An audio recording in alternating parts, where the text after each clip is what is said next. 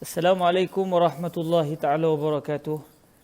Alhamdulillahi rabbil alamin wassalatu wassalam ala al-habibil mustafa sayyidina wa maulana Muhammadinil karim wa ala alihi wa itratihi wa ashabihi ajma'in. Ashhadu an la ilaha illallah wahdahu la syarikalah wa ashhadu anna habibana wa sayyidana wa maulana Muhammadan abduhu wa rasuluh. Allahumma salli wa sallim وزد وبارك على الحبيب المصطفى سيدنا ومولانا محمد رسول الله وعلى آله وعترته وأصحابه ومن والاه. أما بعد, kita bersyukur pada Allah Subhanahu Wa Taala dengan keizinan daripada Allah kita dapat bertemu sekali lagi di petang hari ini untuk sama-sama kita membaca kitab Tamamul Minnah bi Bayanil Khisalil Mujibati lil Jannah karangan Syekh Abdullah Ibnu Muhammad ibni Muhammad As-Siddiq Al-Ghumari rahimahullahu subhanahu wa ta'ala.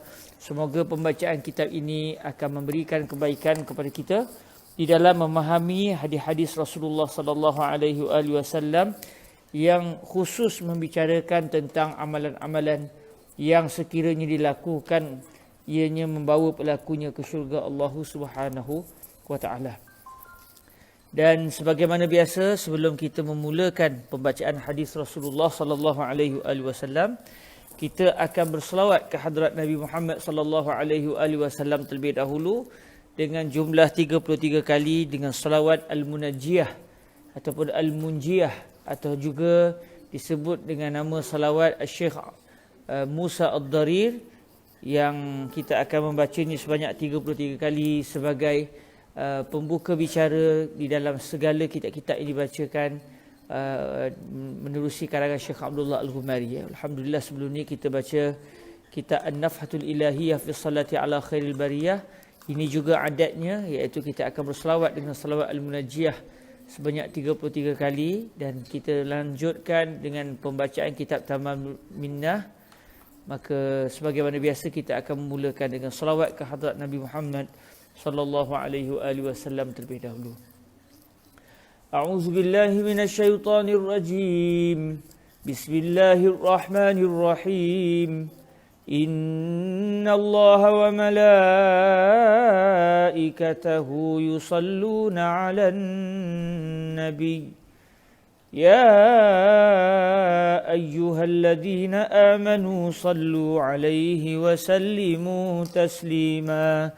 اللهم صل على سيدنا محمد صلاة تنجينا بها من جميع الأهوال والآفات وتقضي لنا بها جميع الحاجات وتطهرنا بها من جميع السيئات وترفعنا بها أعلى الدرجات وتبلغنا بها أقصى الغايات من جميع الخيرات في الحياة وبعد الممات وعلى آله وصحبه وسلم.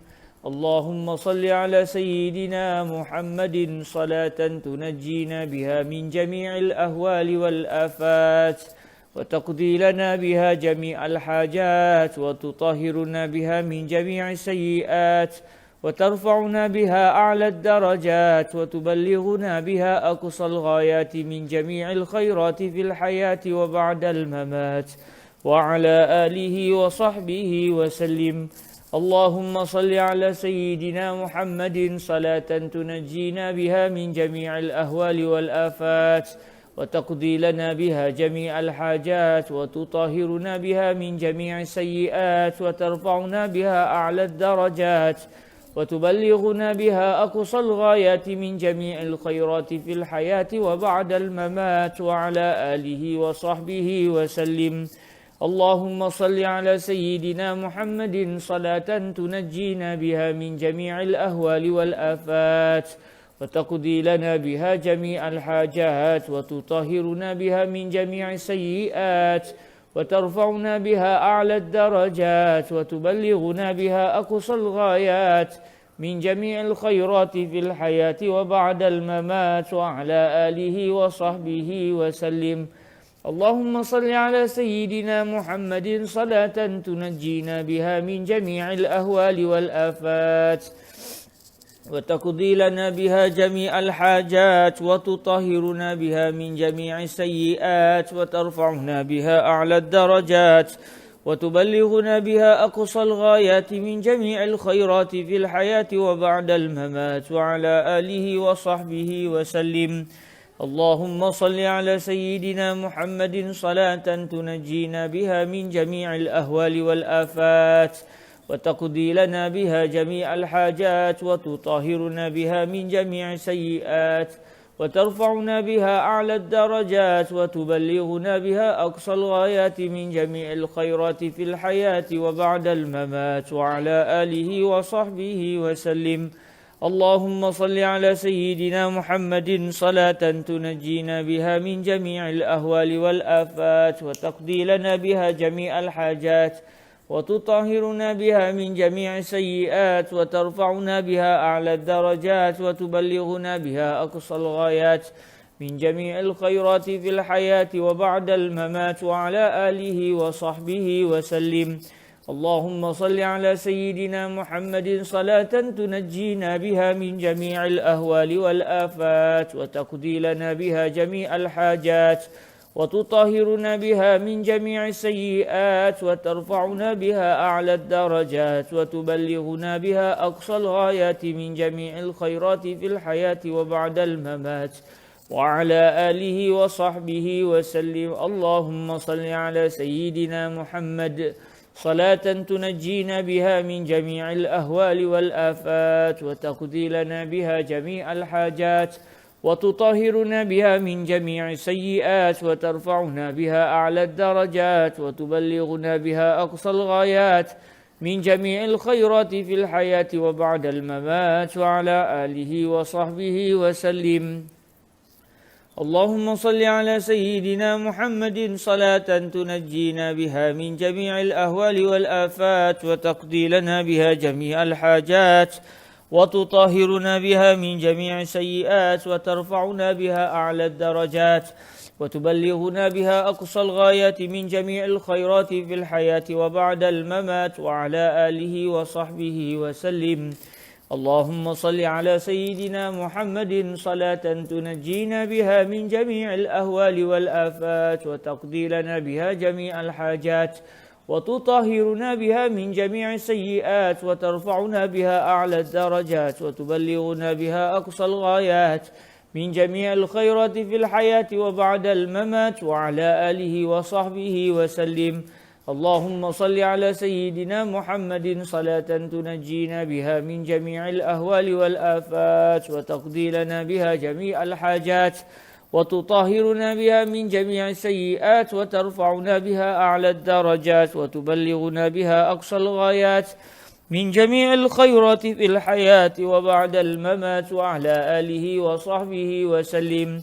اللهم صل على سيدنا محمد صلاة تنجينا بها من جميع الأهوال والآفات وتقضي لنا بها جميع الحاجات وتطهرنا بها من جميع السيئات وترفعنا بها أعلى الدرجات وتبلغنا بها أقصى الغايات من جميع الخيرات في الحياة وبعد الممات وعلى آله وصحبه وسلم. اللهم صل على سيدنا محمد صلاة تنجينا بها من جميع الأهوال والآفات وتقضي لنا بها جميع الحاجات وتطهرنا بها من جميع السيئات وترفعنا بها أعلى الدرجات وتبلغنا بها أقصى الغايات من جميع الخيرات في الحياة وبعد الممات وعلى آله وصحبه وسلم. اللهم صل على سيدنا محمد صلاة تنجينا بها من جميع الأهوال والآفات وتقضي لنا بها جميع الحاجات وتطهرنا بها من جميع السيئات وترفعنا بها أعلى الدرجات وتبلغنا بها أقصى الغايات من جميع الخيرات في الحياة وبعد الممات وعلى آله وصحبه وسلم. اللهم صل على سيدنا محمد صلاة تنجينا بها من جميع الأهوال والآفات وتقضي لنا بها جميع الحاجات وتطهرنا بها من جميع السيئات وترفعنا بها أعلى الدرجات وتبلغنا بها أقصى الغايات من جميع الخيرات في الحياة وبعد الممات وعلى آله وصحبه وسلم. اللهم صل على سيدنا محمد صلاة تنجينا بها من جميع الأهوال والآفات وتقضي لنا بها جميع الحاجات وتطهرنا بها من جميع السيئات وترفعنا بها أعلى الدرجات وتبلغنا بها أقصى الغايات من جميع الخيرات في الحياة وبعد الممات وعلى آله وصحبه وسلم. اللهم صل على سيدنا محمد صلاة تنجينا بها من جميع الأهوال والآفات وتقضي لنا بها جميع الحاجات وتطهرنا بها من جميع السيئات وترفعنا بها أعلى الدرجات وتبلغنا بها أقصى الغايات من جميع الخيرات في الحياة وبعد الممات وعلى آله وصحبه وسلم. اللهم صل على سيدنا محمد صلاة تنجينا بها من جميع الأهوال والآفات وتقضي لنا بها جميع الحاجات وتطهرنا بها من جميع السيئات وترفعنا بها أعلى الدرجات وتبلغنا بها أقصى الغايات من جميع الخيرات في الحياة وبعد الممات وعلى آله وصحبه وسلم.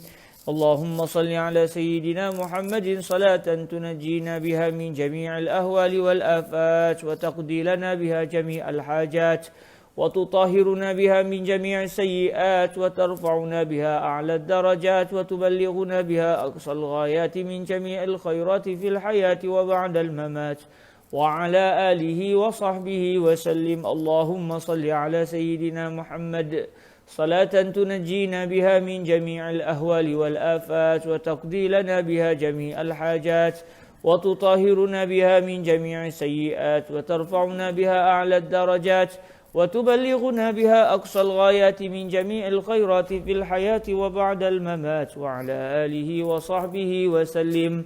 اللهم صل على سيدنا محمد صلاة تنجينا بها من جميع الأهوال والآفات وتقضي لنا بها جميع الحاجات وتطهرنا بها من جميع السيئات وترفعنا بها أعلى الدرجات وتبلغنا بها أقصى الغايات من جميع الخيرات في الحياة وبعد الممات وعلى آله وصحبه وسلم. اللهم صل على سيدنا محمد صلاة تنجينا بها من جميع الأهوال والآفات وتقضي لنا بها جميع الحاجات وتطهرنا بها من جميع السيئات وترفعنا بها أعلى الدرجات وتبلغنا بها أقصى الغايات من جميع الخيرات في الحياة وبعد الممات وعلى آله وصحبه وسلم.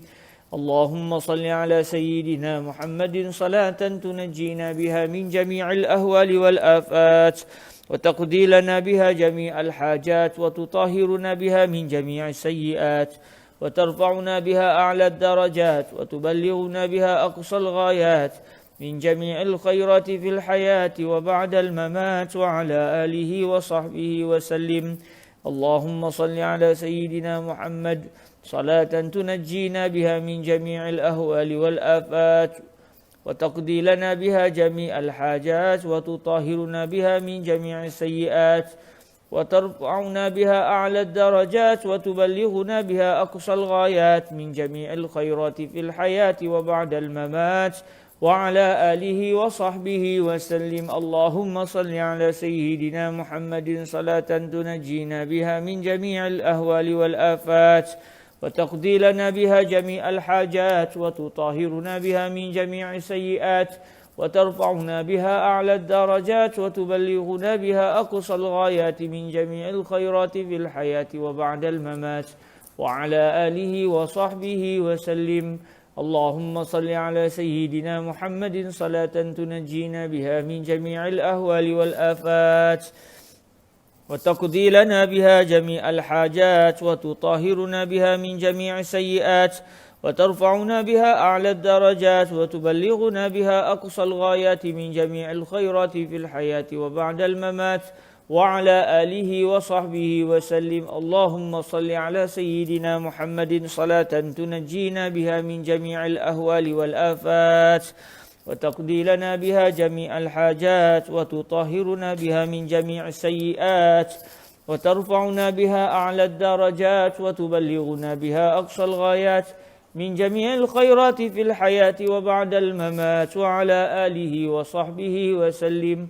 اللهم صل على سيدنا محمد صلاة تنجينا بها من جميع الأهوال والآفات وتقضي لنا بها جميع الحاجات وتطهرنا بها من جميع السيئات وترفعنا بها أعلى الدرجات وتبلغنا بها أقصى الغايات من جميع الخيرات في الحياة وبعد الممات وعلى آله وصحبه وسلم.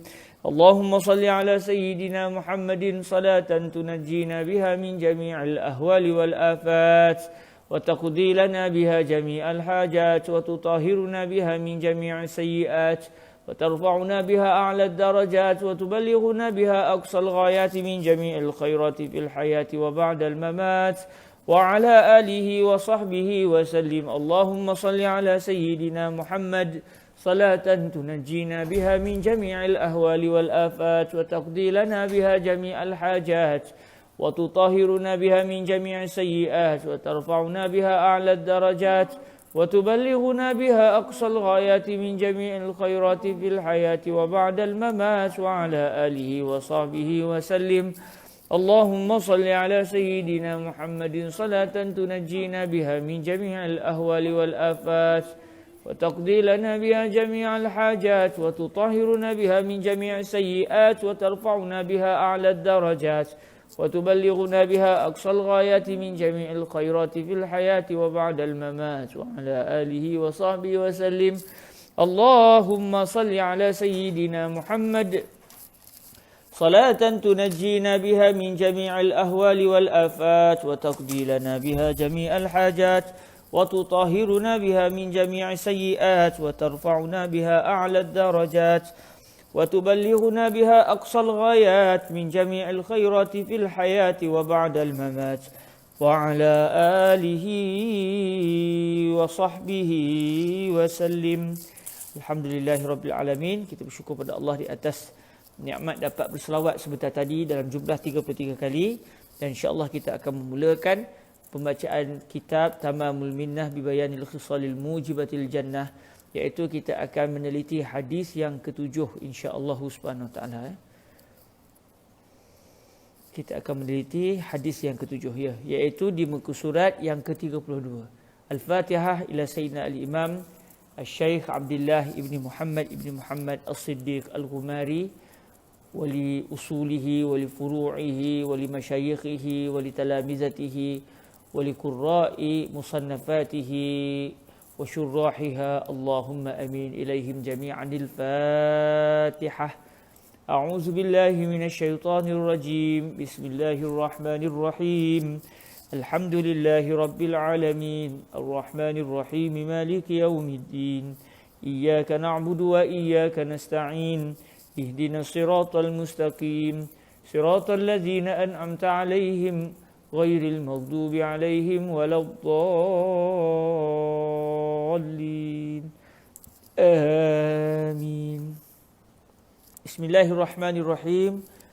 Alhamdulillah wassalatu wassalamu ala al-habibil mustafa sayyidina wa maulana Muhammadir Rasulillah wa ala alihi wa itratihi wa ashabihi wa man walah. Amma ba'du. Qala Sayyidina al-Imam Al-Syeikh Abdullah ibnu Muhammad As-Siddiq Al-Ghumari radhiyallahu ta'ala anhu wa ardahu wa nafa'ana Allahu bi ulumihi wa ulumi masyayikhihi wa talamizatihi wa qurra'i musannafatihi wa syurrahiha. Allahumma amin. Qala rahimahullahu subhanahu wa ta'ala al-hadith as-sabi' an Abi Hurairah radhiyallahu anhu. Allahumma ighfir li sayyidina Abi Hurairah wa li ummi sayyidina Abi Hurairah radhiyallahu anhuma. Anna a'rabiyan atan nabiyya sallallahu alaihi wa alihi wasallam faqala ya Rasulullah dullani ala amalin idza amiltuhu dakhaltul jannah.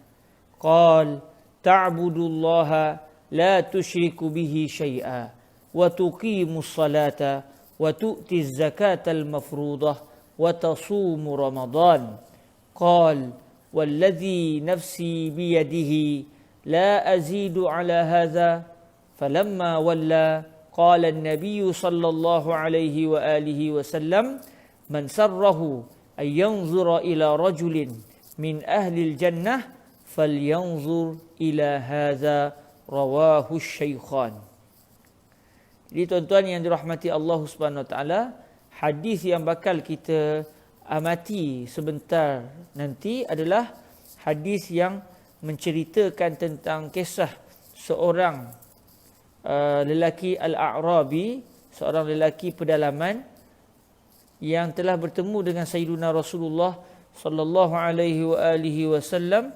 Lalu lelaki ini telah bertanya kepada Nabi alaihi wasallam satu soalan yang penting yang menceritakan tentang apakah yang perlu dilakukan untuk sampai ke syurga Allah Subhanahu Wa Taala. Kita amati hadisnya insya-Allah. Kata Syekh Abdullah Al-Umari, hadis yang ketujuh. Daripada Sayyidina Abu Hurairah radhiyallahu taala anhu, bahawa sesungguhnya seorang lelaki pedalaman, A'rabi, bermaksud orang Arab yang tidak tinggal di kawasan kota. Maksudnya dia bukan orang yang tinggal di satu tempat yang dalam binaan. Maksudnya dia tinggal di khemah. Orang Arab pada zaman Nabi ada dua kelompok. Satu kelompok mereka biasa hidup dalam keadaan kampung, ada rumah, ada kota. Maknanya macam kita hari inilah. Kalau kita nisbah kepada Malaysia ni, maknanya macam kebanyakan rakyat di Malaysia.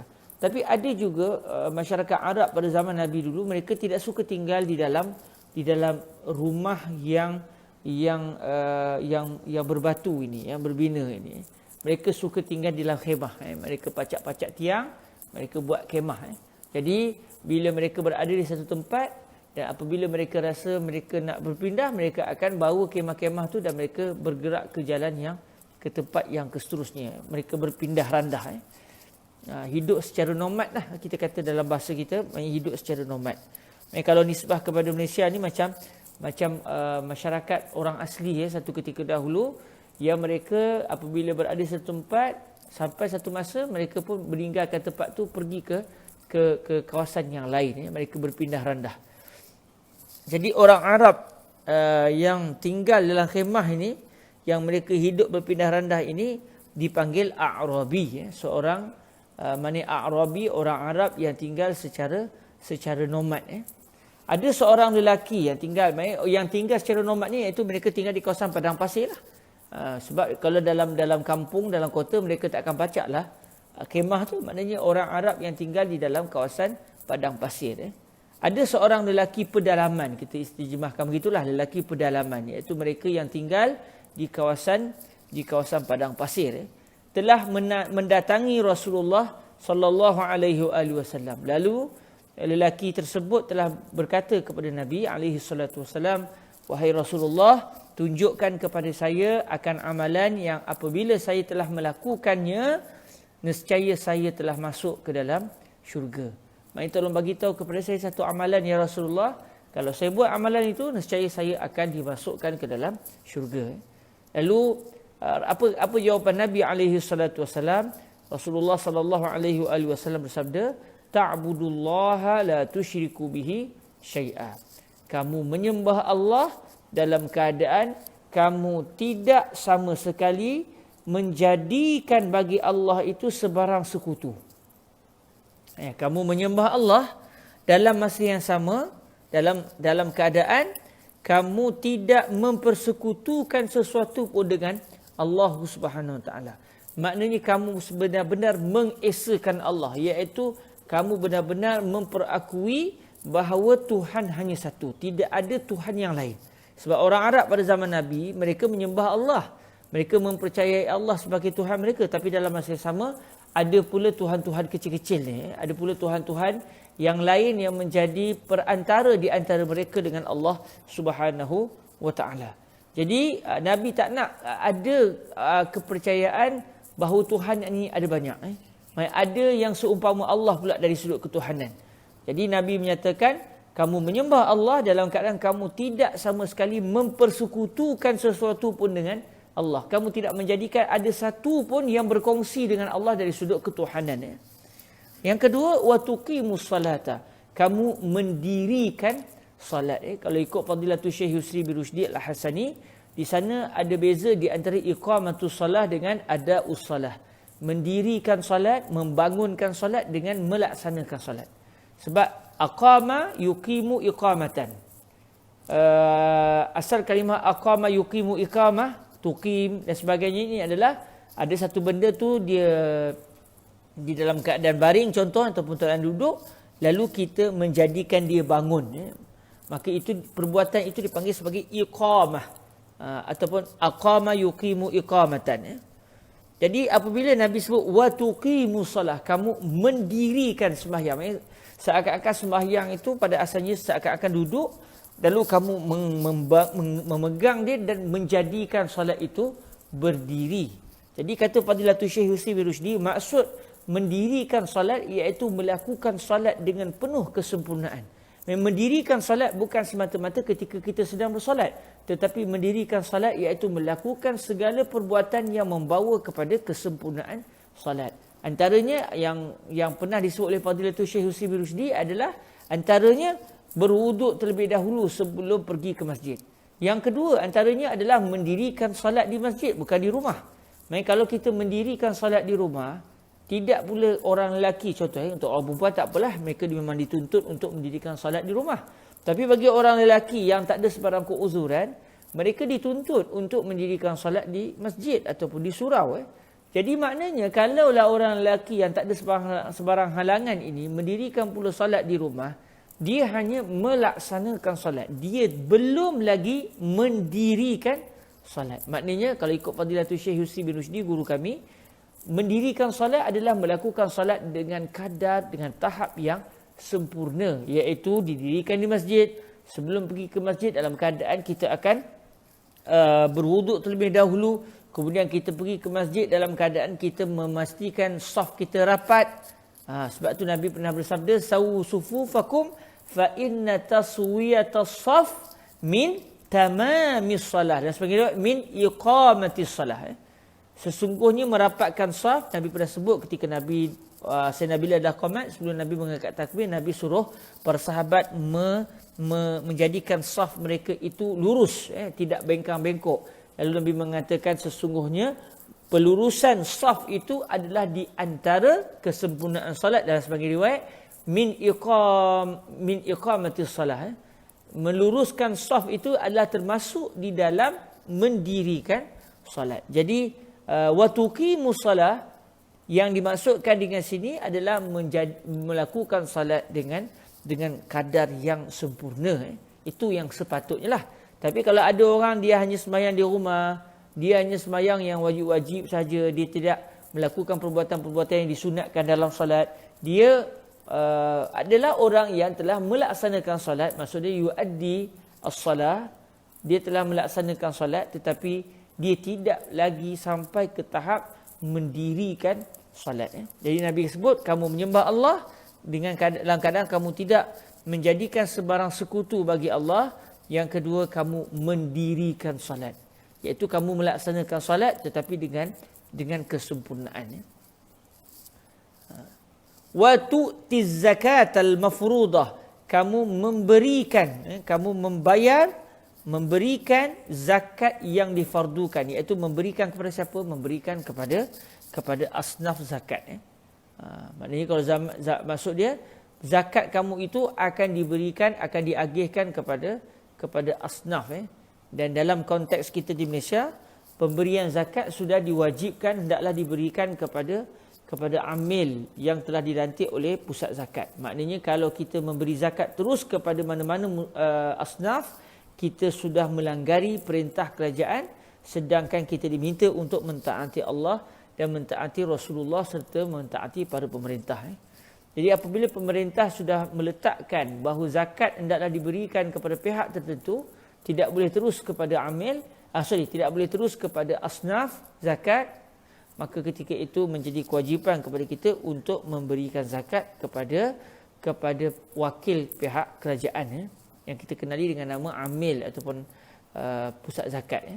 Dan yang seterusnya Nabi kata watasumu Ramadan, kamu berpuasa pada bulan Ramadan. Setelah Nabi menyatakan perkara ini kepada lelaki yang tinggal di kawasan padang pasir tersebut, lelaki itu telah berkata, wallazi nafsi biyadihi La azidu ala haza. Demi Tuhan yang diriku di dalam tangannya. Di sini maknanya berlaku majaz dalam ucapan beliau. Sebab beliau mengatakan demi Allah yang diriku ini, jiwaku ini di dalam tangannya. Maksudnya di dalam kekuasaannya. Sebab Allah Ta'ala tidak boleh kita fahami bahawa Allah Ta'ala memiliki anggota tubuh seperti tangan, kaki, betis. Kerana ini adalah sifat makhluk. Sedangkan Allah Ta'ala telah berfirman, laisa kamitslihi syai'. Tidak ada sesuatu pun yang serupa dengan Allah. Maka sifat-sifat makhluk itu mustahil ada pada Allah Subhanahu Wa Ta'ala. Maka maksud demi Tuhan yang diriku di dalam tangannya, maksudnya di dalam kekuasaannya. La azidu ala hadza. Saya tidak akan membuat yang lebih daripada ini. Maksudnya, saya hanya akan menyembah Allah, saya hanya akan mendirikan salat, saya hanya akan menunaikan zakat, saya hanya akan berpuasa pada bulan Ramadan, saya tidak akan melakukan sebarang perbuatan-perbuatan sunat yang lain. La azidu ala hadza. Maksudnya, saya tidak akan mendatangkan yang lebih daripada yang Nabi sebut. Maksudnya, saya hanya melakukan yang wajib sahaja. Sebab nescaya walaupun Nabi tak sebut benda-benda wajib yang lain, lelaki tadi diwajibkan juga untuk melakukan perbuatan-perbuatan wajib yang lain. Contoh memberikan nafkah kepada isteri, contohnya lagi berbuat baik kepada ahli keluarga. Ini semua adalah perbuatan-perbuatan wajib tetapi tidak termasuk dalam hadis ini. Maknanya Nabi bila lelaki tadi sebut la azidu ala hadza, maksud dia la azidu ala hadzal mazkur wa ma syabahahu minal wajibat. Maknanya beliau nak mengatakan yang sunat-sunat saya tidak akan lakukan. Saya hanya akan menumpukan kepada melaksanakan perbuatan yang wajib semata-mata. Apabila lelaki itu akhirnya berpaling, maksud dia telah meninggalkan baginda Nabi, setelah beliau tanya soalan itu, akhirnya beliau pun pulang. Beliau pun mula keluar daripada majlis dan ingin pulang ke rumahnya. Maka apabila lelaki itu dia sudah mula berpaling, maksud dia sudah mula meninggalkan majlis Rasulullah sallallahu alaihi wasallam, maka Rasulullah telah bersabda kepada para sahabat ketika itu yang berada dalam majlis tersebut, kata Rasulullah sallallahu alaihi wasallam, man sarrahu an yanzura ila rajulin min ahli jannah falyanzur ila hadza. Barang siapa yang dia suka, maksudnya dia merasa gembira untuk melihat seorang lelaki daripada penduduk syurga, maka hendaklah dia melihat kepada lelaki ini. Rasulullah menyatakan, okey, siapa yang suka untuk mengetahui siapakah dia orang yang akan masuk ke dalam syurga, maka lihatlah lelaki ini. Maksudnya lelaki yang bertanya tadi, lelaki A'rabi, lelaki yang tinggal di kawasan padang pasir tadi yang bertanya kepada Rasulullah sallallahu alaihi wasallam apakah amalan yang kalau dilakukan olehnya akan membawanya ke syurga, maka Nabi pun sebut perkara demikian. Dia kata saya hanya akan buat yang ini saja, iaitu yang wajib-wajib sahaja. Maka lelaki ini telah dijanjikan oleh Rasulullah bahawa dia adalah salah seorang penduduk syurga Allah kelak di akhirat nanti. Rawahu asy-Syaikhan. Hadis ini telah diriwayatkan oleh Al-Imam Al-Bukhari dan juga Al-Imam Muslim. Baik, kita akan lihat apa rincian sedikit yang didatangkan oleh Syekh Abdullah Al-Ghumari di sini. Kata Syekh Abdullah Al-Ghumari, ta'budullaha tuwahhiduhu. Maksud Nabi, kamu menyembah Allah, maksudnya adalah kamu memperesakan Allah. Maksudnya tuwahhiduhu. Kamu mengesakan Allah Subhanahu Wa Taala, iaitu kamu beriktikad bahawa hanya satu sahaja Tuhan yang ada atas dunia ni, tak ada lagi, tak ada dua Tuhan, tiga Tuhan, empat Tuhan, tak ada Tuhan yang pelbagai, yang ada hanya satu Tuhan. Itu yang dimaksudkan, iaitu kamu beriktikad bahawa yang menjadi Tuhan hanyalah satu saja. Siapakah dia? Allah Azza wa Jalla. Lalu kata Syekh Abdullah Al-Ghumari, wa huwa ay at-tauhid huwa, apa maksud mengesakan Allah? Maksud mengesakan Allah adalah wa huwa an-nutuqu bi syahadatil Islam, iaitu mengucapkan syahadah bagi agama Islam, mengucapkan persaksian bagi agama Islam. Maksud dia, seseorang itu tidak akan dianggap sebagai seorang Muslim sehinggalah dia menghebahkan dia memberitahu kepada manusia bahawa sesungguhnya dia bersaksi, dia memperakui bahawa tiada Tuhan melainkan Allah dan bahawa sesungguhnya Nabi Muhammad sallallahu alaihi wasallam adalah utusan Allah Azza wa Jalla. Maksud syahadatul Islam iaitu asyhadatan. Syahadatu an la ilaha illallah wa syahadatu anna sayyidana Muhammadan Rasulullah. Kesaksian bahawa tiada Tuhan melainkan Allah dan kesaksian bahawa Nabi Muhammad alaihi salatu wasallam adalah utusan Allah Subhanahu wa taala. Inilah yang dimaksudkan dengan kesaksian Islam. Jadi maknanya kalau dia tidak menyatakan kepada orang ramai, dia tidak menghebahkan kepada orang, dia tidak menuturkan dua kalimah syahadah, maknanya kita tidak tahulah dia itu seorang Muslim. Kerana kita hanya berhukum berdasarkan yang zahir. Adapun apa yang tersemat dalam hatinya, hanya Allah sahajalah yang tahu apa yang bermain di dalam hatinya. Jadi kita hanya boleh menganggap seseorang itu adalah saudara kita dalam satu agama apabila dia mengucapkan, dia menyatakan secara lisan bahawa tiada Tuhan melainkan Allah dan bahawa sesungguhnya Nabi Muhammad sallallahu alaihi wasallam adalah utusan Allah. Kemudian kata Syekh Abdullah Al-Ghumari lagi, ma'atiqadi madmuniha i'tiqadan rasikhan la yukhamiruhu syakkun. Bukan sekadar mengucapkan dua kalimah syahadah. Mengucapkan dua kalimah syahadah untuk kita tahu yang dia itu Islam. Tetapi dalam masa yang sama, supaya pengakuan lidah dia itu adalah benar di sisi Allah, hatinya hendaklah memperakui kandungan syahadah Islam itu. Dia memang bukan semata-mata melafazkan, mengucap secara lidah bahawa tiada Tuhan melainkan Allah, Nabi Muhammad utusan Allah. Bahkan hatinya memang mempercayai bahawa memang tidak ada Tuhan selain Allah dan bahawa sesungguhnya Nabi Muhammad telah diutuskan oleh Allah sebagai Rasul yang terakhir.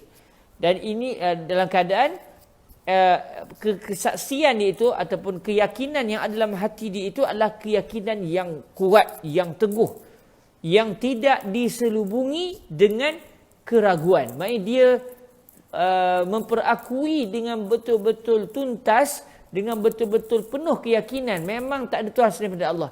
Tak adalah hati dia, tapi saya tak pastilah kalau ada Tuhan lain. Setakat yang saya tahu ni hanya Allah sajalah Tuhan, tapi saya tak tahulah kalau di sana ada Tuhan yang lain yang saya tak tahu. Dia tak ada begitu. Dia tidak ada sebarang syak wasangka. Dia tidak ada sebarang keraguan. Bahkan hatinya memang putus meyakini, sangat-sangat meyakini bahawa tiada Tuhan melainkan Allah dan Nabi Muhammad alaihi salatu wasallam adalah utusan Allah. Itulah yang dimaksudkan ta'budullaha, kamu menyembah Allah. Maksud dia kamu memperakui dengan lidahmu juga dengan hatimu bahawa tiada Tuhan melainkan Allah dan bahawa sesungguhnya Nabi Muhammad alaihi salatu wasallam adalah utusan Allah. Kemudian kata Syekh Abdullah Al-Ghumari, walam yazkuril hajja. Nabi alaihi salatu wasallam dalam hadis ini tidak pula menyebut tentang haji. Nabi sebut beberapa rukun Islam. Rukun Islam ada 5, tapi Nabi hanya sebut 4 rukun Islam. Iaitu kamu bersaksi tiada Tuhan melainkan Allah, Nabi Muhammad utusan Allah, itu satu. Betul mendirikan solat, itu yang kedua. Yang ketiga membayar zakat. Yang keempat berpuasa pada bulan Ramadan. Tetapi yang kelima, apa dia? Menunaikan haji di kota Makkah Al-Mukarramah tidak boleh disebut oleh baginda Rasul alaihi salatu wassalam dalam hadis yang telah diriwayatkan oleh Al-Imam Al-Bukhari dan juga Al-Imam Muslim ini. Mengapa? Itu soalan dia.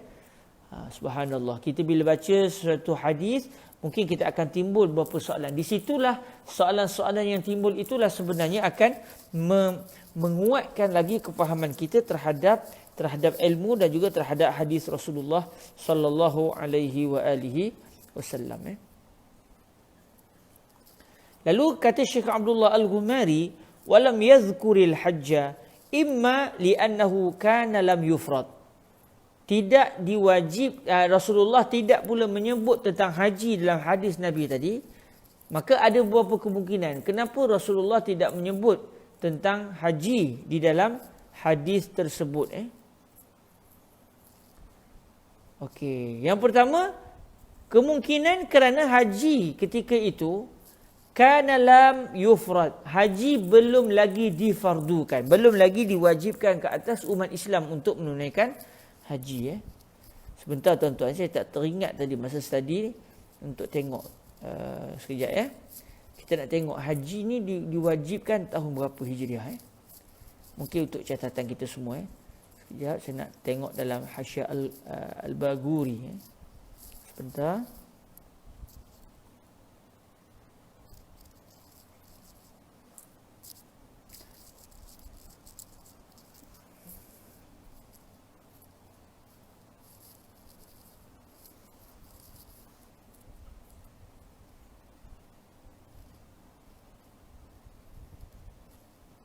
Ya.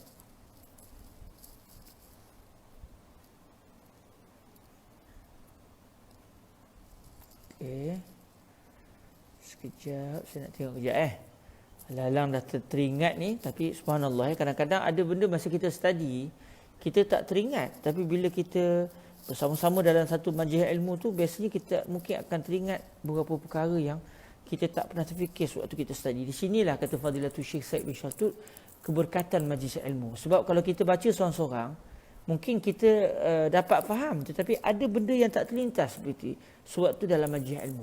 Tapi dengan adanya majlis ilmu, kadang-kadang timbul beberapa soalan-soalan yang akhirnya kita mendapat tambahan ilmu dengan berkat majlis ilmu tu sendiri Alhamdulillah. Sebentar saya nak tengok dalam Hasyiah Bajuri. Selalunya Imam Bajuri akan sebutlah kefarduan ni tahun bila Saya nak tengok jap. 479.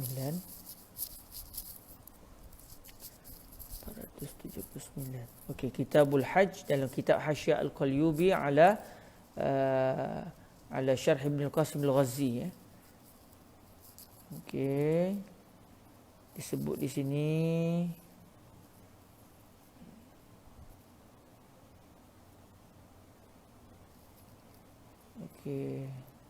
disebut di sini inna awwala man hajjal baita Adamu alaihi salam wa innahu hajja 40 hajjatan minal hindi masyia. Disebut dalam Hasyiah Al-Bajuri, kata beliau, kata Sahibut Ta'jiz dalam kitab namanya At-Ta'jiz, disebut dalam kitab itu bahawa yang mula-mula menunaikan haji di Baitullahil Haram di Kaabah adalah Nabi Adam AS, dan Nabi Adam telah melakukan haji selama 40 haji, selama 40 kali buat haji daripada India.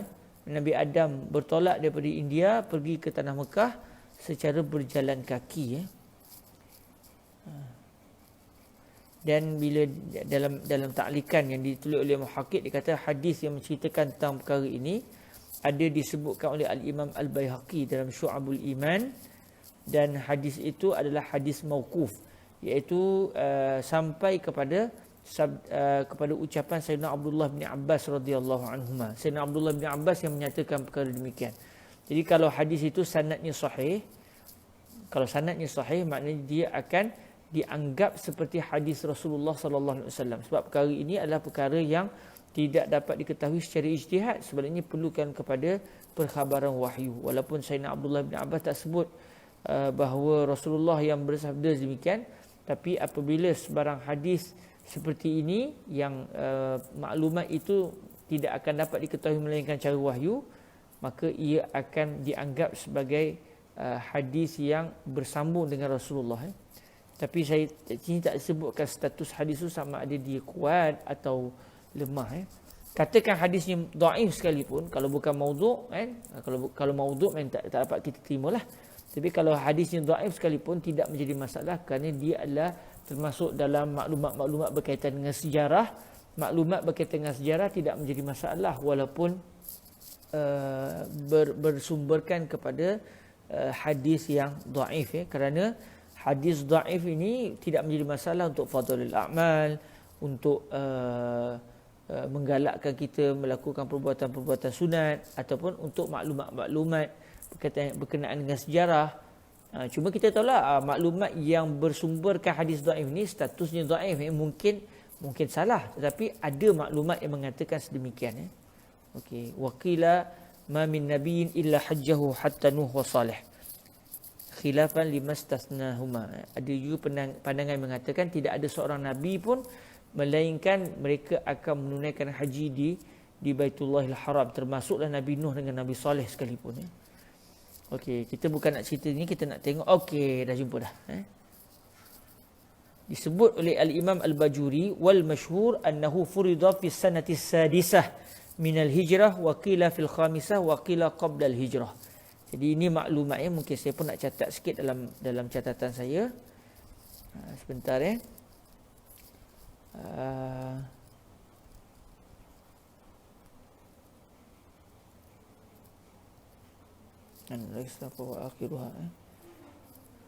Okey. Kalau ikut dalam Hasyiah Al-Bajuri disebut qala Al-Bajuri. Okay, siapa nak salin boleh salin ya. Saya bacakan teksnya. Wal masyhuru annahu ay anna al-hajja annahu furida fi as-sanati as-sadisah min al-hijrah. Okay. Wal masyhuru annahu furida fi as-sanati as-sadisah min al-hijrah wa qila fil khamisah wa qila qabla al-hijrah Jadi dalam kenyataan Imam Al-Bajuri ini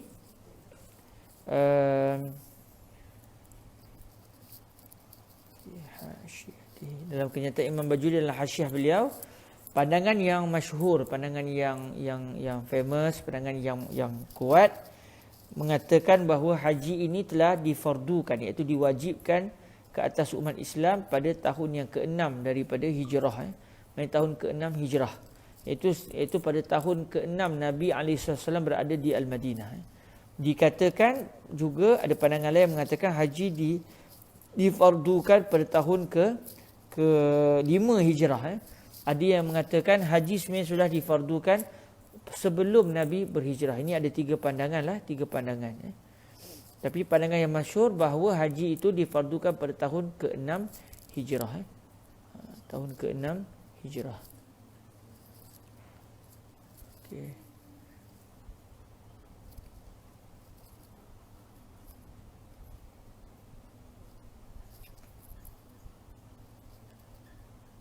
Okey.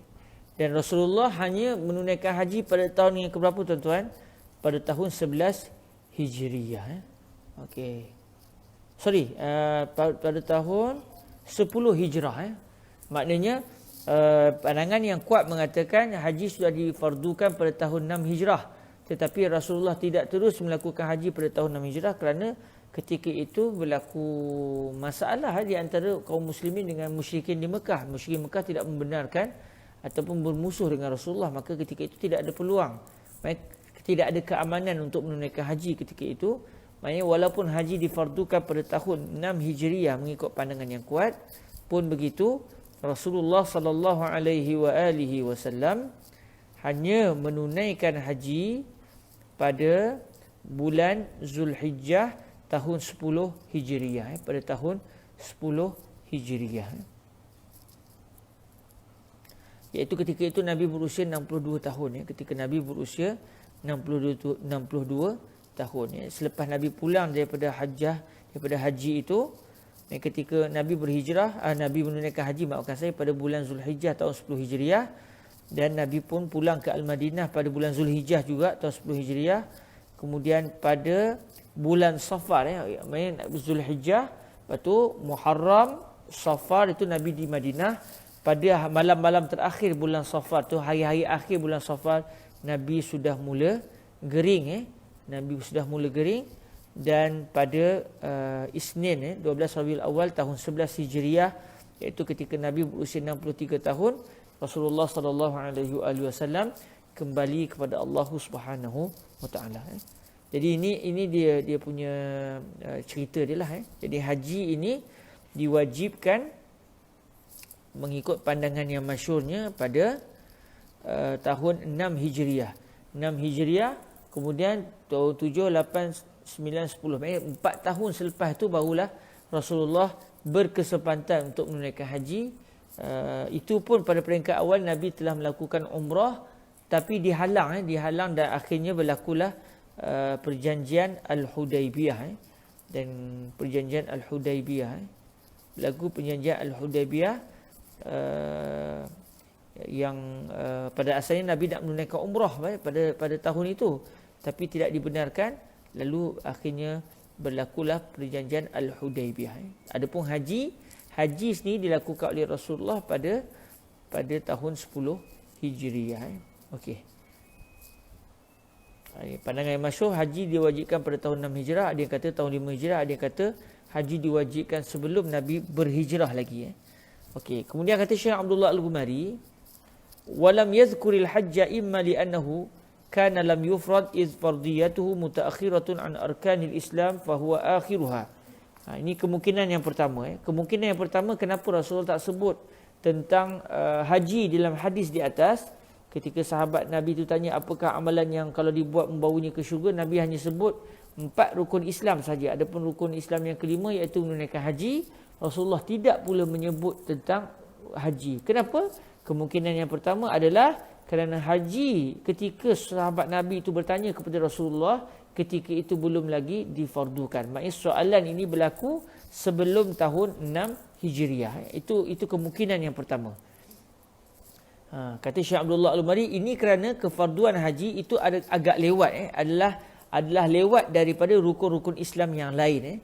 Maknanya kefarduan solat, kefarduan zakat, kefarduan puasa lebih awal daripada kefarduan haji.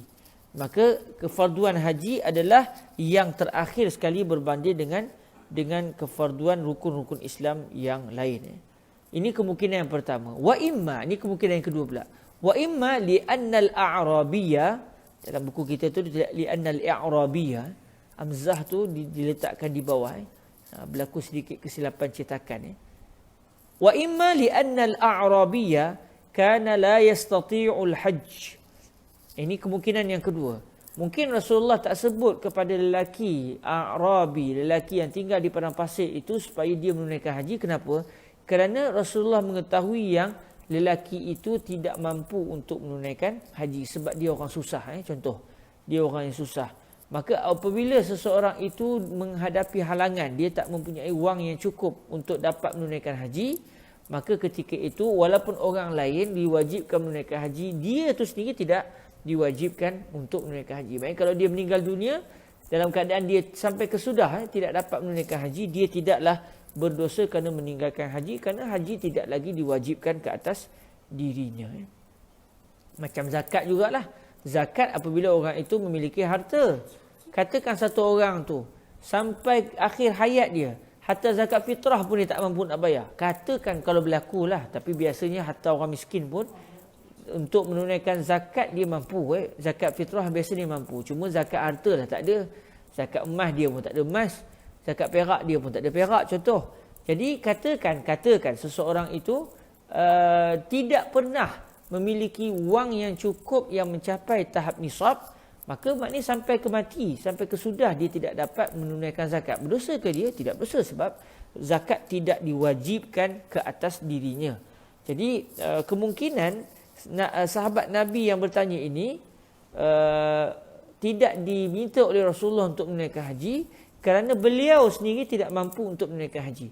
Baik, kalau kemungkinan yang kedua ini, maksudnya soalan yang ditanya itu selepas kefarduan haji. Maksudnya selepas tahun, maksudnya pada tahun 6 Hijriah ke atas.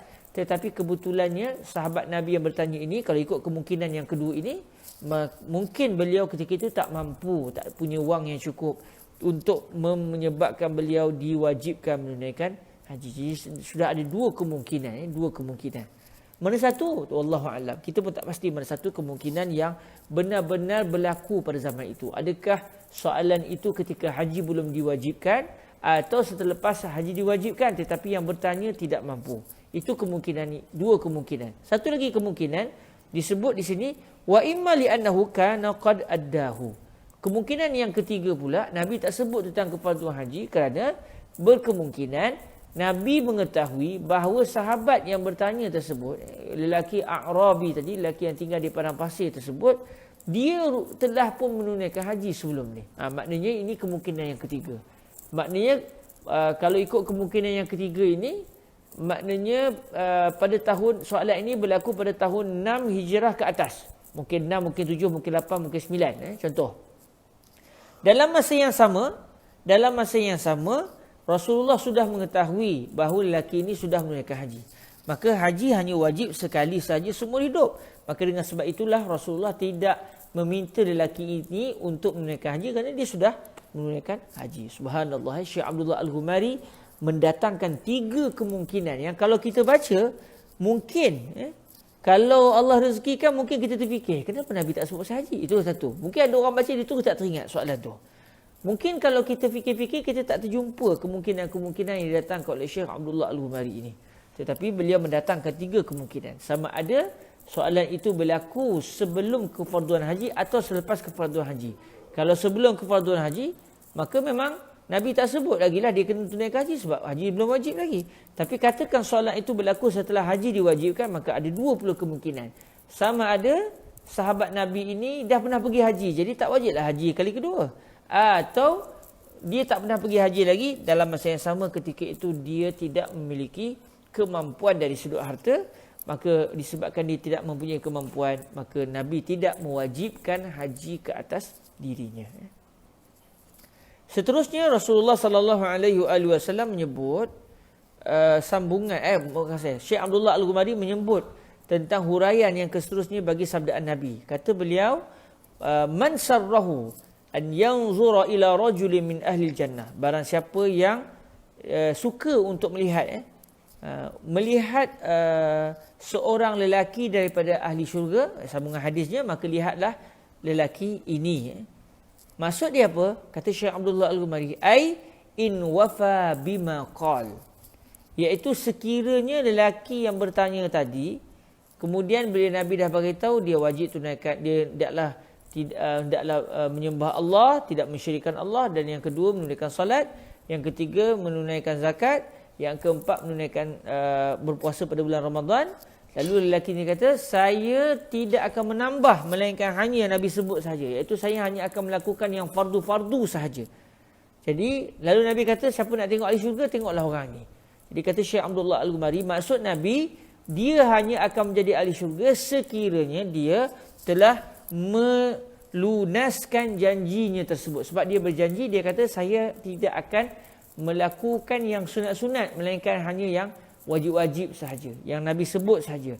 Kalau betul lah dia menunaikan apa yang disebut tadi, iaitu dia akhirnya memang sepanjang hidupnya akan melunaskan semua yang fardu-fardu, walaupun yang sunat dia tak nak buat sekalipun, maka dia akan ke syurga Allah Subhanahu wa ta'ala. Jadi kata Syekh Abdullah Al-Ghumari, fahadha syartu malhuzun fil kalam.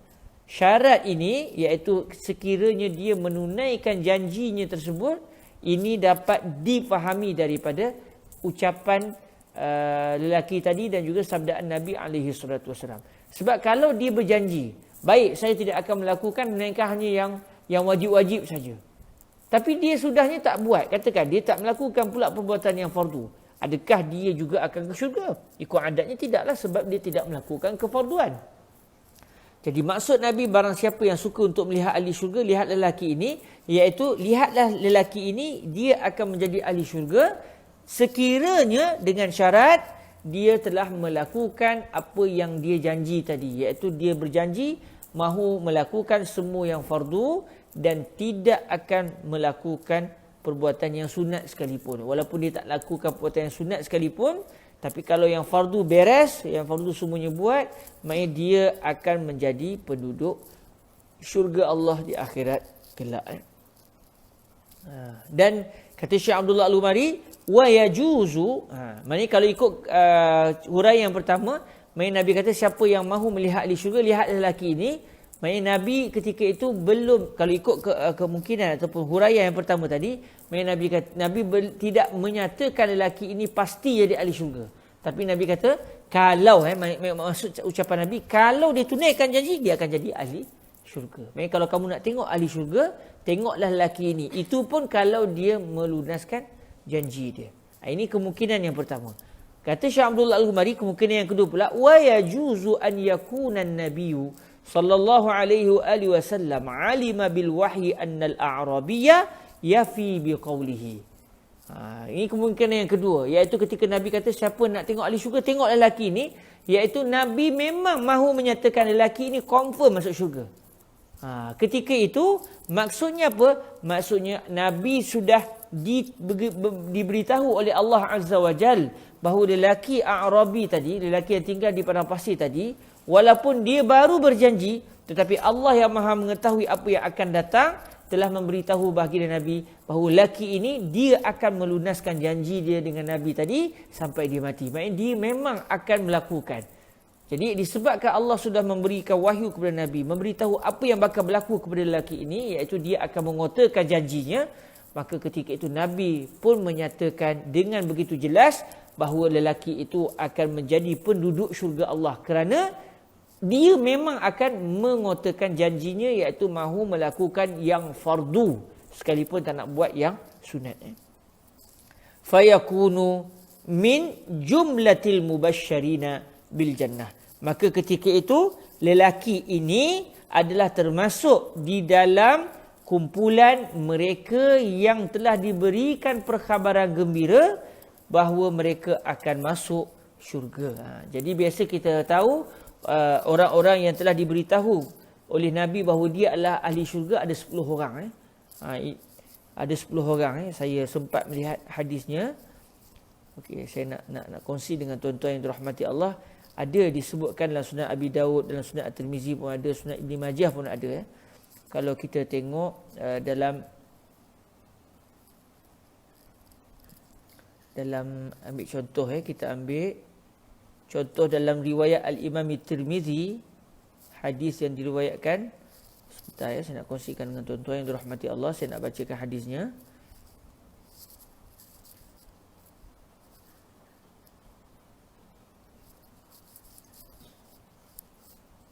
Dalam riwayat Imam Tirmizi,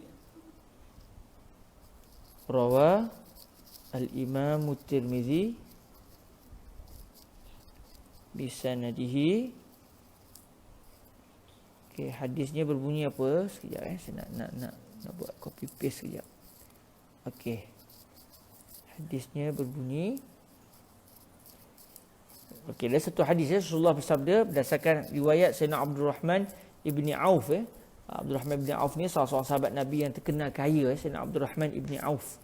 Beliau berkata, Rasulullah bersabda, Abu Bakrin fil jannah, wa Umaru fil jannah, wa Uthmanu fil jannah, wa Aliun fil jannah, wa Talhatu fil jannah, wa Zubairu fil jannah, wa Abdul Rahman ibn Auf fil jannah, wa Sa'dun fil jannah, wa Sa'idun fil jannah, wa Abu Ubaidah ibnul Jarrah fil jannah. Jadi dalam hadis yang diriwayatkan oleh Al-Imam Tirmizi ini contohnya telah menyatakan 10 orang yang Rasulullah sudah menjanjikan bahawa mereka ini akan masuk syurga, sedangkan ketika itu mereka masih lagi hidup dan Rasulullah masih lagi belum wafat. Ini dijanjikan oleh Rasulullah. Rasulullah diberitahu oleh Allah Azza wa Jalla bahawa nama-nama ini adalah mereka yang akan menjadi penduduk syurga. Kata Rasulullah, Abu Bakar dalam syurga, Umar dalam syurga, Uthman dalam syurga, Ali dalam syurga, Talhah dalam syurga, Az-Zubair dalam syurga, Abdul Rahman ibn Auf iaitu perawi hadis ini dalam syurga, Sa'ad dalam syurga, Sa'id dalam syurga, Abu Ubaidah bin Al-Jarrah di dalam syurga. Jadi ini bila sebut 10 orang yang dijanjikan dengan syurga, iaitu merujuk pada 10 nama yang telah diriwayatkan sebentar tadi. Namun adakah hanya 10 orang ni saja yang dijanjikan dengan syurga? Jawapannya tidak. Buktinya dalam hadis yang kita sedang pelajari ini, Rasulullah menyatakan bahawa sahabat Nabi yang tinggal di padang pasir tadi, yang kita pun tak tahu namanya siapa, dia telah dijanjikan oleh Rasulullah bahawa dia akan masuk ke dalam syurga. Jadi dalam masa yang sama beliau tidak termasuk dalam kalangan 10 orang yang disebutkan dalam hadis yang diriwayatkan oleh Imam Tirmizi tadi contohnya. Maknanya yang telah dijanjikan dengan syurga oleh Rasulullah bukan hanya 10 orang, bahkan lebih. Dan hadis ini juga, hadis yang ketujuh ini juga menunjukkan bahawa syarat ataupun kelayakan untuk seseorang masuk ke dalam syurga apabila dia melakukan perbuatan-perbuatan yang diwajibkan. Adapun perbuatan yang disunatkan itu kalau dia tak nak buat sama sekali, contoh, dia tak nak buat langsung perbuatan yang sunat, adakah dia tidak akan masuk ke syurga?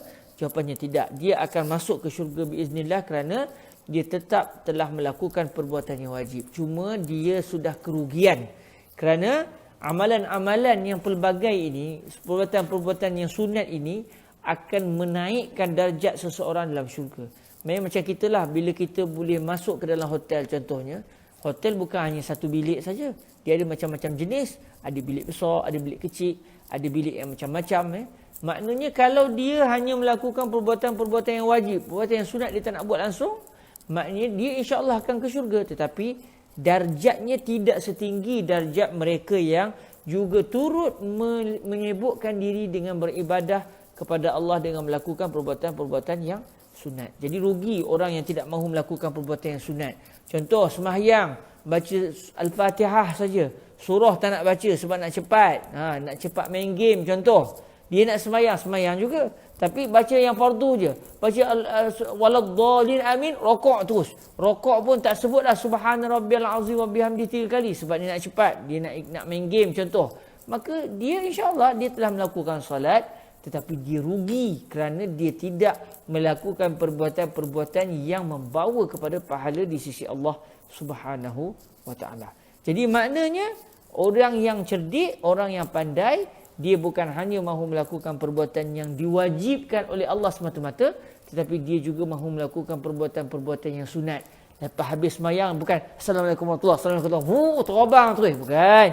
Duduk dulu berzikir Astaghfirullahalazim, Astaghfirullahalazim dan sebagainya.